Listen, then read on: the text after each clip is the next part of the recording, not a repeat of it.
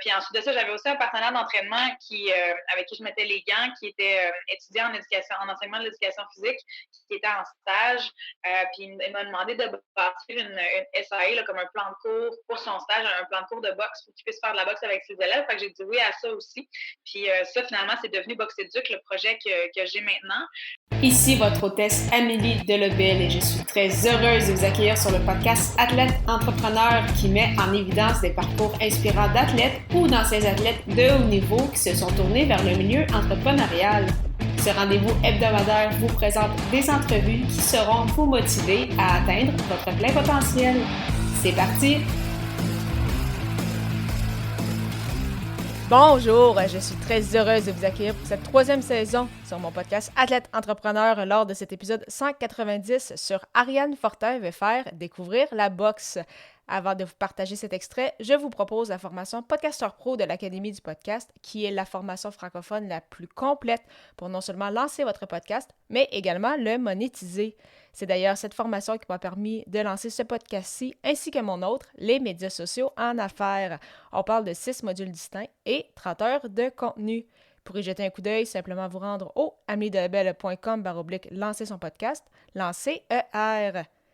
J'ai le plaisir de vous partager aujourd'hui cet extrait d'entrevue avec l'une des boxeuses québécoises s'étant le plus illustrée sur la scène mondiale, soit Ariane Fortin. La double championne du monde et membre de l'équipe canadienne de 2004 à 2016 n'a pas chômé depuis sa retraite sportive en s'impliquant dans les médias, en donnant des conférences et en cofondant le programme Boxe Éduc. Sans plus attendre, je vous laisse à cette belle émission avec une femme à découvrir. Bonne écoute!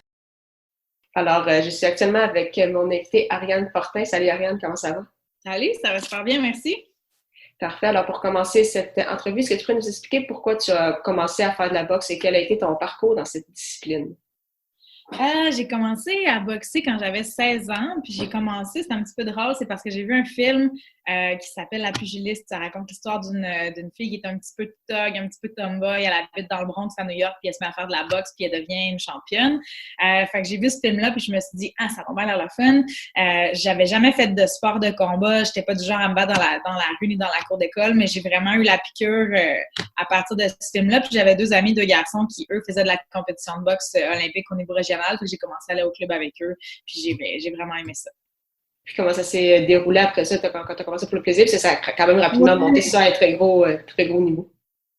Oui, ça m'a pris 3 ans. En fait, au début, mes parents voulaient pas trop que je fasse de la compétition. Ils voulaient que je m'entraîne, c'est pas de problème. Mais les combats, oui, ça faisait pas leur affaire trop. Mais ils ont vite vu que j'étais très passionnée et tout. Donc, ils m'ont laissé faire de la compétition. J'ai fait des combats locaux pour commencer. Ça m'a pris 3 ans avant de devenir championne canadienne.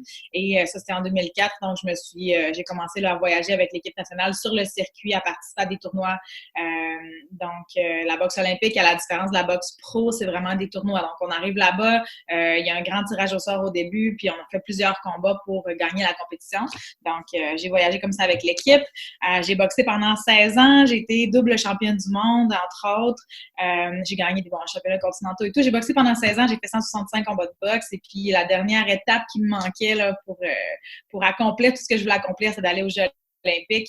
Donc, j'ai réalisé ça à Rio, au dernier Jeux olympiques. Là, je peux encore dire que c'est les derniers Jeux parce que bientôt, Tokyo cet été. Donc c'est ça, en gros, c'est ça mon parcours en boxe olympique. Donc, justement, tu en parlais, ta dernière année, c'était en 2016. Est-ce que tu savais à ce moment-là que c'était ta dernière année? Puis comment tu as vécu justement cette année-là un peu spéciale, sachant que c'était ta dernière après autant d'années à avoir donné à la boxe? Ben en fait, ce que je prévoyais faire, c'est de boxer encore 1 an après les Jeux. Quand on est athlète d'équipe nationale, on a la chance d'avoir les services des game plans, puis d'avoir des belles et bonnes personnes autour de nous. On a accès, entre autres, il y a Sophie Brassard qui je ne savais pas son titre exactement, mais elle est conseillère, un peu l'équivalent de conseillère en orientation pour les athlètes. Puis j'avais jasé avec elle tout ça à quelques reprises là, durant ma carrière. Puis elle m'avait dit que ce qu'elle conseillait, c'est de prendre une année où on fait la transition, c'est-à-dire que les priorités changent tranquillement. C'est plus la boxe qui passe toujours en premier, ça devient le travail ou bref, les autres projets qu'on a. Fait que dans ma tête, c'est ça que j'avais prévu, d'avoir une année où est-ce que tranquillement les priorités changeraient. Mais je suis arrivée, j'ai boxé aux Olympiques. Il faut dire que dans la boxe, il y a eu beaucoup de corruption à ces Jeux-là. On a mis tous les juges dehors. Là. La boxe est sous tutelle pour les Jeux de Tokyo. Fait que ça n'a pas très bien été. J'ai perdu mon premier combat. Ça a été un de ces combats-là controversés. Donc, je me rappelle que 2 jours après, j'étais avec ma coach au village olympique, puis je mangeais, puis j'ai dit « Hey, je pense que j'ai fini de boxer. » Mais c'était pas ça qui était le plan du tout. Mais puis en même temps, je me suis dit, bon, peut-être que c'est à cause de tout ce qui entoure la boxe, la corruption, tout ça, que je me sens comme ça. Donc, j'ai laissé ça mijoter, j'ai laissé ça. Puis finalement, c'est toujours resté très, très clair. On dirait que j'avais fini d'accomplir ce que je voulais accomplir là-dedans. Tu sais, la vie d'athlète, tu t'en doutes, c'est beaucoup de sacrifices, tout ça. Moi, je l'ai fait vraiment pendant, au début, c'était pas autant de haut niveau, mais tu sais, bref, pendant plusieurs années, en mettant ça en priorité. Donc, je sentais que j'avais accompli ce que j'avais à accomplir. Là. Puis, comment ça s'est passé, finalement, cette transition, parce que là, tu es devenue pratiquement du jour au lendemain athlète vers le marché du travail. Donc, comment tout ça s'est passé? Et aujourd'hui, est-ce que l'entraînement fait encore partie de ton quotidien? En fait, la première année, j'ai pris ma retraite officiellement en 2017, là, en mars. J'ai vraiment pris le temps de bien mûrir ma décision, justement, pour être sûre que c'était la bonne. Puis autant j'ai encore la passion pour mon sport, autant c'est toujours resté clair dans ma tête que j'étais rendue à passer à autre chose. Je te dirais que l'année après les Jeux, disons que j'ai pas fait un gros salaire.